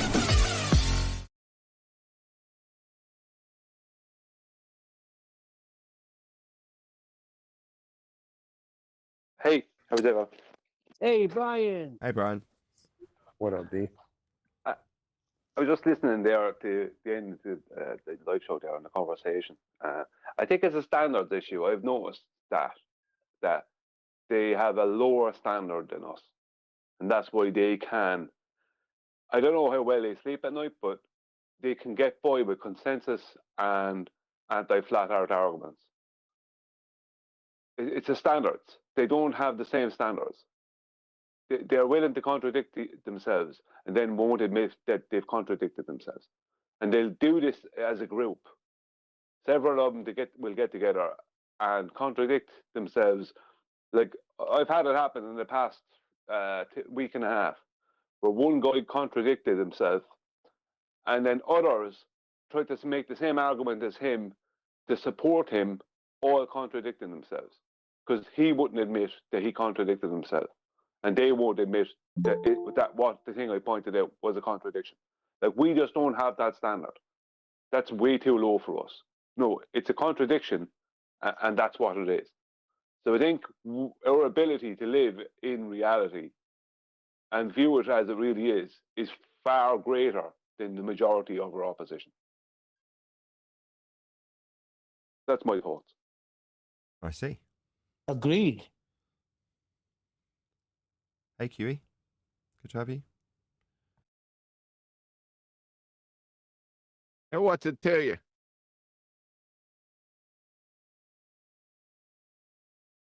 Nothing. Better be nothing.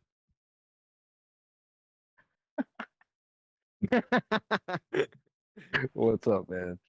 What's up, man? What's up, people? What's up, Nathan? Sorry to be so nasty. I'm actually not nasty. I'm in a pretty good mood. Okay.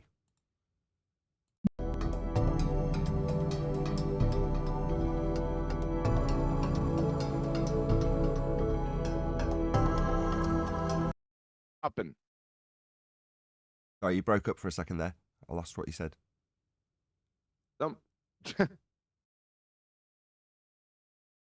We more always time. know when We're all chopping at the bit. That's chomping. I said, who's chopping? I said we're all chopping at the bit. I know what you said. Okay, well, it went silent on my end. I didn't hear what you said. Can you just repeat it?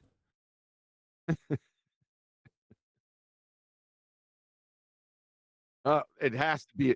It has to be Elijah. I'm echoing through. What's up, Elijah? I wasn't even off mute, but I know you want to say hello. Hello. Hi, Elijah.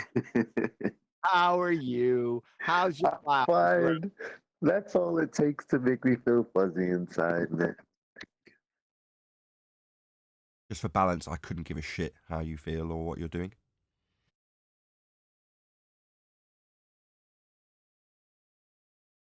That's balance, all right.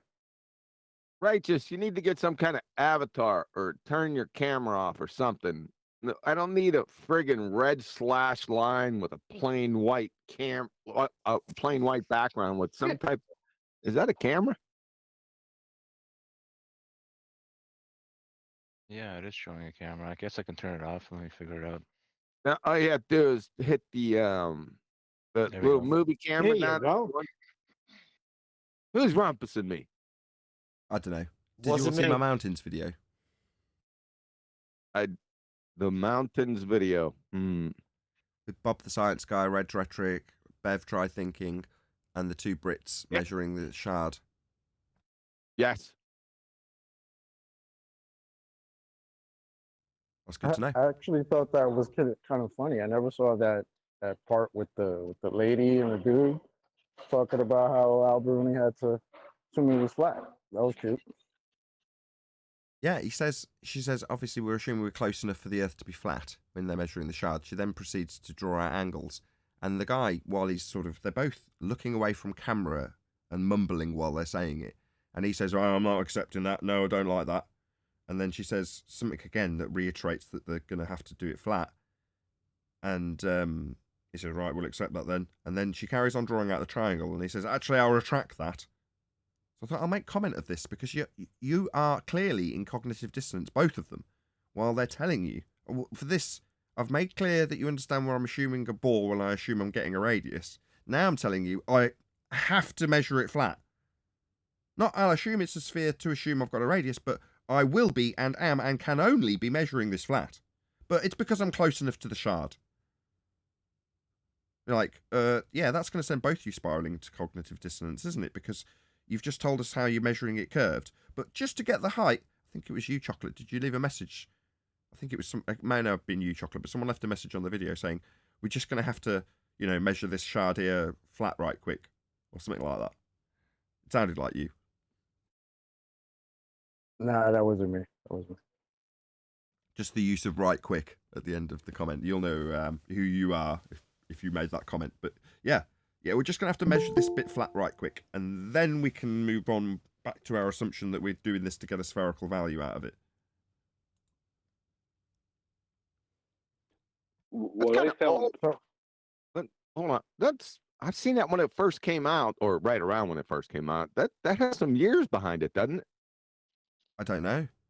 I knew which one I wanted when I was making the video, so I made it based on Paul sent me a clip of Red's rhetoric talking to Bev about me thinking that mountains are flat in the way that Reg was trying to spin it in a pathetic way.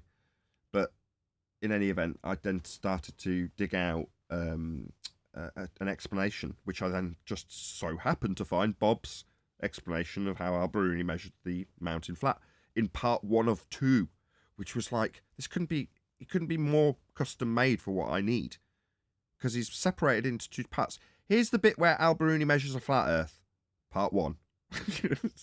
And then at the end, he says, now, in the next video, we'll talk about how he took that flat Earth elevation angle measurement of the mountain to get a differential to give him the height off a flat plane. We'll use that to measure R. Well, in the next video, you're like, my God, so you've had a separate video for how he did it on a flat Earth. Thanks, Bob. I mean, when I said that in the video, I genuinely meant it. I'm like, I was looking for this, not expecting to come across you giving it me, but how ideal. But when I made it, I'm like, this is missing a third aspect, isn't it? Because Bob's too close to the community. He's in the same pond. So I need an outsider. I was like, oh, I remember Mitch publishing something. So I asked for the Australians, I assumed it was. It wasn't, they were Brits. And then 10th Man dug it out and gave it to me. So I didn't know how old it was when I used it. I was just like, it's his 2 sniggering Brits. I thought they were Aussies. Going, yeah, we're gonna have to do it flat. Yeah, you will. Yeah, I liked her attitude with it. She made a snide little comment that cracked me up. Well, Bob, Bob, the pseudoscience fallacy guy, he's a retard, right? I mean, you can't make this stuff up. And I don't want to get into whether it's cognitive dissonance or he's just a retard, right? Your average Joe Blow, skank and foul, ball-tard retard. That's what he is. Because you can't explain it any other way. I can't. I through the whole thing, especially when Bob came on. Right? They don't get it. I don't see how you can't get it. Now, if no one told you, right, you'd just blow right by. Like I said, like we always say, we were ballers before. I blew past a lot of stuff. Battling with the Evo tards, I just blew right by it, didn't even think about it.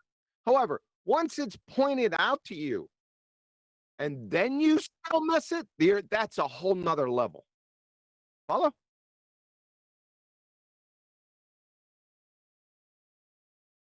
Yes? No? Maybe? No. Fair enough. Maybe so. Yeah, I understand. Once you have a point pointed out, once you have something pointed out to you, that it was something that was obvious that you missed, how do you carry on from there with the same attitude towards what you were doing? Well, obviously there's something wrong. You know, what I was saying before wasn't correct because this part was different, you know. Oh, and Well, by the as way, comfy as the blanket. Go ahead, Go ahead, Chocolate. John. No, go ahead, Chocolate. It's like old times. Yeah, Chocolate. Indeed, sir. No, I was just gonna say real quick that it's as comfy as that blanket of consensus is. It's very fearful for people to go against. I think even the more comfier it is, the more fearful it is to go against it. So that's why they might see it. Bob might see it. All these guys might see it, but they're not going to go against it because they don't want to be the next one to get called for and be made fun of and, go against the consensus. That's all it is. That's all it is. No, he's a retard. Speaking of retards, hold on, Red- just before you deny his point, because you were making the same point about Globebusters in terms of having the numbers, because I think that's Chocolate's point, right? They've got the comfy blanket of consensus. Was that his point? Sorry, I missed it. Is that your point, Yeah. Chocolate? Yeah. Yes, sir. Are we good enough now that I can move on to the next point? With zero acknowledgement of it. Yeah, fine, go ahead. Speaking of which, so I was sort of surprised with who am I echoing through? Go on mute. Fair enough. What? I'm still echoing. I'll try to muddle through. I was surprised at that video because of Red's Pretenderic. I thought he was gone from. I haven't heard him in. It has to be 2 or 3 years. Still out here. Obviously, he is. He's on his comeback tour. Really? Apparently. He's on tour from getting ass stomped in mud. How do you come back, clown? But anyway, let me ask you a question, Nathan. Maybe I asked you the other day. With retard, do you still think? Did you ever say mountains are flat? What is up with this? No. Mountains being measured flat is a reference to Al-Biruni and the specific examples that I gave using their own side given them. Obviously, contextually, that's what I'm talking about as we talk about elevation angle measurements in the housekeeping. And is it not obvious that that's what we're talking about? Now, here's the funny part about that, right? Because I heard a little bit more of that conversation. So when Bev says that, even Reds said that, well, obviously Nathan doesn't think, and he was very hesitant because he obviously doesn't want to give any flat earthers props for anything, right? just common sense even. But he's like, well, that statement obviously has some other context to it that you're not saying. So back to, we want you to be a flat earther so that we can debate against you. Because again, that was the whole context of that conversation. Oh, gag, friggin' bore me. Jesus. Yep. From Well, that's both where of they're those, at, man. yeah, from both of the knuckleheads. They should get married. The kids would have hooves. I hate the topography argument. It's not an argument, it's a red herring, but you're measuring height against a baseline of sea level. I don't see how hard that is to understand.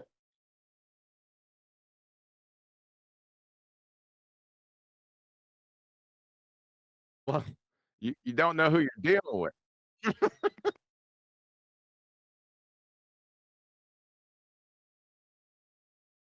But you failed to assess who you're dealing with.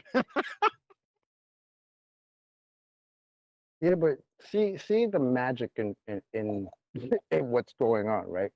Because again, his argument is very simple. His argument is level is horizontal. Horizontals are always parallel to the horizon, and they're always parallel to each other. Right? Well, very simple. All right, thanks. Yeah.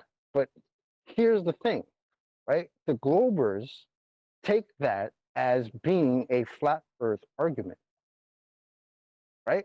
Without him having to say anything about Earth or any model or anything. They take that as being a flat Earth argument. That's the beautiful part of it. So it's like, yeah, that's the stupid part of it. well, I find it to be the funny part of it because he doesn't even have to say it's a flat Earth. He's just saying levels horizontal, and they have a problem with that. Why do they have such a problem with horizontals? You'll have to ask them. I mean, I've given up a long time ago asking them any just plain questions, just fundamental questions about rudimentary topics. Who knows? They're batshit insane. I can tell Each you. and every one of them. I got something coming up, man. You gotta wait for this one. I may take a different. Ooh. I might take a different approach with this one. I'm still thinking about it. We got a couple weeks. We'll see the GM. Till what? Good. I was just going to say the geometric horizon is below surface level in their mathematics, so they don't really like level. We all know that they think level is curved for how many years now? This shouldn't be a shocking surprise. No, it's surface level is not curved. In their math, it's a straight flat plane. In their math? That's it. You got their math? Yeah. Where's their math?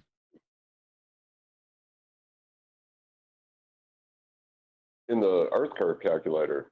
I knew you were going to curve say Earth curve calculator. That nice stick save. Yeah, it's got your eye level, that's got surface level, and then the geometric horizons below surface level. Yes, they do. Because we always look down at the horizon, no matter where we are. Well, yesterday's show, B told me that people use a professional globe to navigate. That was Phil Bell. So Phil Bell was in the God. chat, and I was monitoring it but not chatting. And I saw him claiming that, of course, they use globe-shaped maps. And I was like, "Can you name the globe-shaped map, please? Just give me the name of it." And he started barking on about going to London and having professional cartographers make you a globe map for £2,000 to £5,000 in London. I'm like, that's not the name of a map. Wow. Oh, yeah, he's that stupid. Yeah. He's respawned how many times?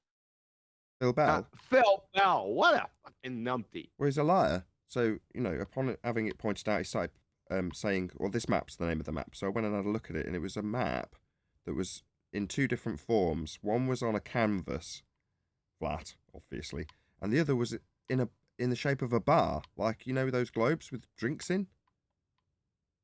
I can't remember the name of it off the top of my head. But I was like, are you having me on? And then he started asking, well, what are they actually using then? I'm like, well, they're not using a bar. They're not taking a bloody bar on the plane with them. They're taking flat maps. I was like, further to that, I can go out and just pick up an Ordnance Survey map for about $2 in almost every single newsagent. Yet I've got to go to London and spend $5,000 to get one that's a globe. Shouldn't they all be globe-shaped? Shouldn't that be the standard if it's a globe? Not going to London and spending $5,000. Meanwhile, on your way to London, No, but- the map that they're not using a globe to get you to London. But your question is pertinent. What's the projection name? So when you go to these map making companies or globe, what do you say? Hey, could you make a for me? What's the name? He answered Phil Bell that. doesn't He apparently even answered have that a name too. for this. He wanted a Mercator. I'm like, that's not. Oh, Bloody liar. Well, you know where all this comes from. Where? This is all stemming. This is the start of- Retardation? Stupidity. This is the start of, right? I started asking them to produce the globe map a couple of weeks ago. This is where it's all coming from, and now they're trying to come up with all kinds of nonsense. I've had them twice, or the same person twice, send me a link to a globe, this expensive globe. I can't remember the name of it, but it's an expensive globe. And I said, that's not a map, that's a globe. We're looking for the globe map, which is an oxymoron. Where is the globe map? Is it the Mercator, the Gold Peters, the AE, Gleason's, the Universal Transverse Mercator? Which is the globe map? And this is where that's coming from, because they've asked us for our map for years. No, where is your map? Where is the map for the globe? Because all they ever say is all maps are from a globe. Which is the actual map from the globe then? Which is the globe map? They don't have one. No, of course they don't. They used to point at the flat Earth celestial sphere model. and Right, they say do that have was it. celestial globe map. I was just gonna say. I wonder how they ever thought that where's your map is a better question than where's the curve of the Earth. So wait a second. Hold on, chocolate. Hold on, chocolate. One of these two monkeys right here just said some type of they can show a globe map, and somebody else said a model. What was that? me. I said the flat Earth celestial sphere model. They can they usually point to that because they don't realize it's based on a flat Earth. Oh, somebody said they could show that. That's why I stopped. Carry on.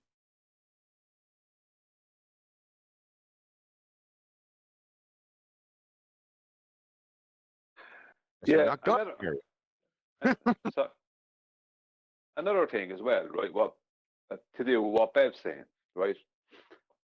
Oh God. Well, no, we have to be correct. We have to be correct. I know, right? We have to I didn't be say correct. we didn't have to be correct. I just said, oh Yeah. God, you know who. Okay, but I'm going to have to say it, right? He's admitted the Earth is flat, though. Bev, one of Bev's, I'm feeding back on someone. One of Bev's arguments is that all horizontals are parallel to the horizon, and all horizontals are parallel to each other. Now they try to hold him down on this claim and call him a flat earther with it, and he says no. He said my proof that it's not flat are that horizontals are parallel. That means it can't be flat because there's different horizontals. That means different elevations. Is he retarded? Why does he have to go there, though? I don't get it. Well, no, but he just doesn't want the label. He doesn't want the label of flat Earth. He doesn't want that label. He said because the truth is he says it's not flat, which is technically correct. You can't fight against that. What? No, it isn't. Hold on Correct. a second. And Yeah, he's but- just admitted it. He just admit the Earth is flat. I don't No, think no. John's question was rhetorical, by the way. Okay, ask him again, John. Yeah, but you're missing the point. You're missing Bev's point. I don't think I'm missing the point. Well, he's correct. If all horizontals are parallel to each other, that means it can't be flat. It means that there is elevation changes. Oh, we are talking about this. Wow. Have we had an answer to this, guys? Because this is what I caught today, just in my Skype feed, and was somewhat taken aback. I went and clicked on Bev Try Thinking just to make sure it was him, and it's got the same font and stuff. So yeah, it didn't add up, this one to me.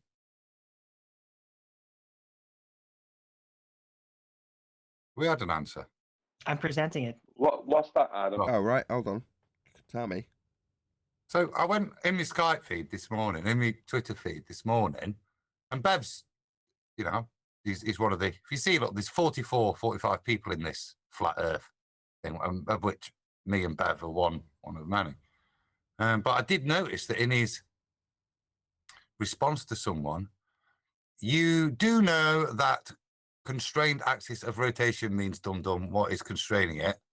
And Bev responds with, Earth doesn't have an axis. It's observably flat and motionless, which kind of took me aback a bit, especially after Saturday's ball busters. You see it on screen, no? Yeah, I've got it presented if that's what I want to presenting. Yeah. My only point is that acceptable? He's not making a claim of flat. He's saying it's observably flat, which I suppose is different to saying it is flat, but it would at least require the definition of flat from him. I haven't even thought about it like that yet. Good point. Observably flat is, well, not geometric, I guess. And Not this is literal. what the Globers are doing. They're going into tweets that are like 2, 3, 4 years old, finding where he said it's flat, and then arguing with him saying you're a flat earther. This is so silly.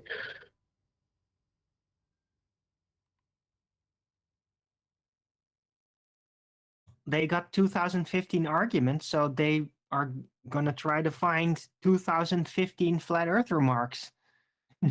Because we have actually evolved in our argumentation and the ballers have not. So of course they want to do a throwback.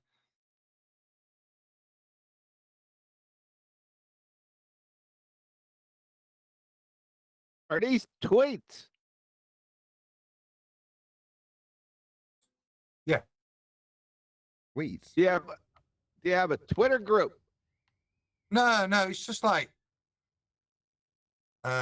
you know, some of the links I've shown you in over the summer where you just tack into some of the ball tods. So it's just, they tend to group us all flat people together. So over the time, like you see, it's got up to 44 people in this reply group. So that's all it is. It's not a Twitter group, as it were.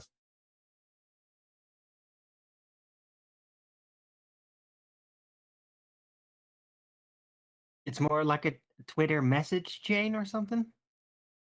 Well, it's just got all the at the beginning, hasn't it? So there's 44 people in who have over time, I assume, chipped in at some point with some of the conversations that go off. So, but it's not a group per se. You don't have to be invited or anything. It's just, I think our Twitter's grouped it. Okay. I don't fully understand Twitter yet, so. But I'm also on Twitter, so follow me there. I make these amazing posts every day telling you exactly that I'm going live at the usual time. That's exactly what I use Twitter for. That's all I use it for. So back to Red's Pretenderic. Does he have a channel or like a show or stuff? Or what does he do? Yeah, Red's Rhetoric's like more OG than I am. He was around before I was. He was around in like 2014 doing anti-flat earth stuff. So he's about as OG anti-flat earth as you can be. Yes, he's got a channel. He's got about 25,000 subscribers. I think he's got more than I have. Really? And the non sequitur show is back too, apparently. Yeah. Send me a link to Red's Rhetoric channel. Just type in Red's both. Rhetoric. I need material, so.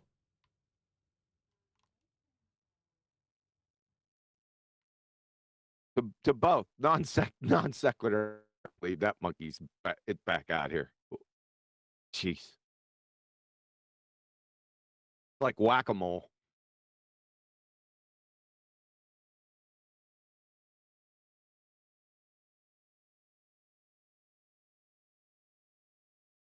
Any new interesting flat earth channels that any of you have come across recently?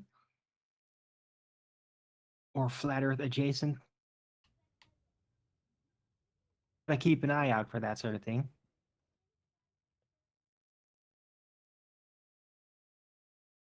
Oh, I just got delivered an egg sandwich. Oh boy. Excuse me for a few minutes. Bon gentlemen. appetit. No, definitely not. That's going to be my cue to round out, isn't it? What the? With that, I'm going to say a huge, massive, enormous thank you to both Discord and G+ panels for making today's after show possible. And, of course, a massive thank you to all of you in either Nathan Oakley 1980 or Nathan Oakley Premium streams for hopefully smashing the super chat, liking, commenting, sharing, subscribing, joining as a Nathan Oakley 1980 channel member, and all that good stuff. I've been Nathan Oakley, and I will see you all in the next video.